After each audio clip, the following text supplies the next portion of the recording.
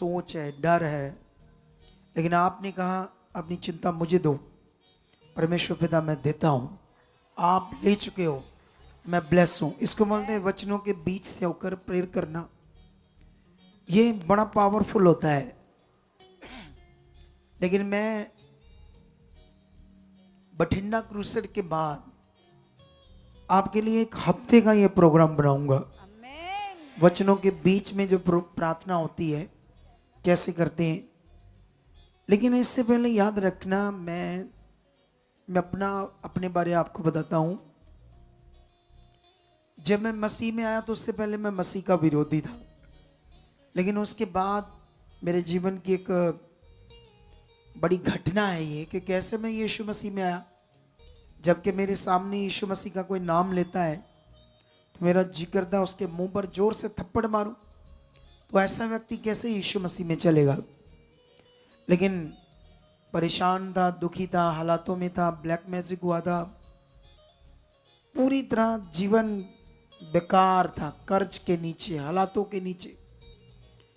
लेकिन मेरी शादी होने के बाद मेरा बच्चा हुआ, वही हालात, वही अटैक शैतान के जब मेरे बच्चे पर आए, तब परमेश्वर ने मेरे ऊपर दया की कि मेरे लिए रास्ता खुला कि मैंने अपने जब पत्नी को और अपने बेटे को अपने भाई की जगह छोड़ा घर में, वो यीशु में थे, उनको मैं गालियां निकालता था कि तुमने धर्म बदल लिया।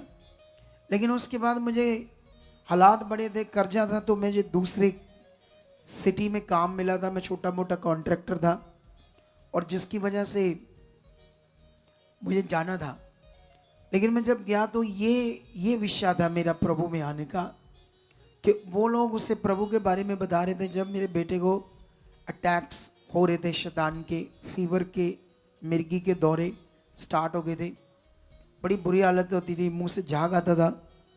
लेकिन उन दिनों में जब मेरी वाइफ ने कॉल की तो मैंने तो उसको बुरा भला बोला है ना, जब उसने प्रे करवाने के लिए कहा। लेकिन जब उसने दूसरी बार कहा, क्योंकि आराम नहीं था, उसके बाद मेरे मुंह से निकला, ठीक है, कि जा करवा ला। फिर उसने मुझे सुबह कहा, शाम को बताया कि मैंने प्रे कराई। परमेश्वर की योजना थी वो कि बेटा कहती फीवर भी हट गया और सुबह से दौरे भी बंद हो गए और बेटा चंगा बड़ा। उसके बाद मैंने उस रात सोया नहीं। मैं अब जानना चाहता था यीशु कौन है, जिससे मैं नफरत करता था। मेरे अपने गुरु, मेरा अपना धर्म, मैंने इतनी पाठ पूजा की, इतना कुछ किया, लेकिन कुछ छुटकारा नहीं था। लेकिन ये यीशु जिससे मैं नफरत करता था, ये कौन है, ये सोचकर मैं जानना चाहता था। उन दिनों में वचन दुर्बल था। Hallelujah, hallelujah. मैं यीशु में आया। यीशु के में आने के बाद मेरा अच्छा मन काम किया। मैंने एक वचन सुना, क्योंकि जब रिश्तेदार सब कोई साथ नहीं देते तो मुझे ज़्यादा वचन, ना तो उन दिनों में चर्चों में प्रचार होता था, और जिस पास्टर के पास जाता था वो अनपढ़ थे, वो बिल्कुल पढ़े नहीं थे, उनको थोड़ी बहुत ही पंजाबी आती थी, थोड़ा बहुत परमेश्वर का वचन वो देते थे। लेकिन याद रखना, जितना वो देते थे उससे मुझे समझ नहीं आ रहा था परमेश्वर के साथ चलना अच्छे से। लेकिन मेरा काम हुआ तो उससे मेरा विश्वास बन गया प्रभु यीशु के ऊपर। लेकिन उसके बाद क्या होता है, एक दिन पास्टर जी प्रचार करते हैं दशमांश के ऊपर कि जब तुम इसे बोओगे 100 गुना काटोगे, 60 गुना काटोगे। तो मैंने पूछा, अच्छा ये मैं जो अपना कमाई का 10वां हिस्सा है अगर मतलब डालूंगा प्रभु के घर में, तो ये 100 गुना बन जाता है। कहते हैं हाँ, जैसे उन्होंने समझाया। तो मैंने उसको विश्वास से लिया। कैसे ले लिया, क्योंकि मतलब तो ये है ना, आप कैसे लेते हो वचन को। चाहे वो मेरे लालच से था, लेकिन मैंने विश्वास से उसे ले लिया। मैंने इतना विश्वास से लिया कि मैं ना कई बार जितना मेरा बनता था मैं थोड़ा ऊपर करता था। मैं सोचता था नहीं, मुझे बढ़ाकर करना है और ज़्यादा आएगा, ठीक है। उससे मेरा बिजनेस अच्छा होने लगा, पैसा आने लगा, कई चीज़ें अच्छी होने लगी।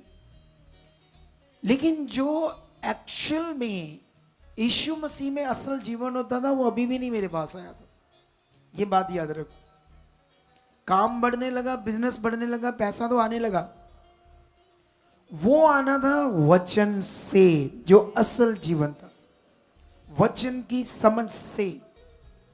अब वो पास्टर जी मुझे वचन नहीं बता सकते थे क्योंकि उनके पास इतना नहीं था उन दिनों में। आज से 22 साल पहले पंजाब में बहुत दुर्बल था वचन, बहुत कमजोर था, कम लोग थे।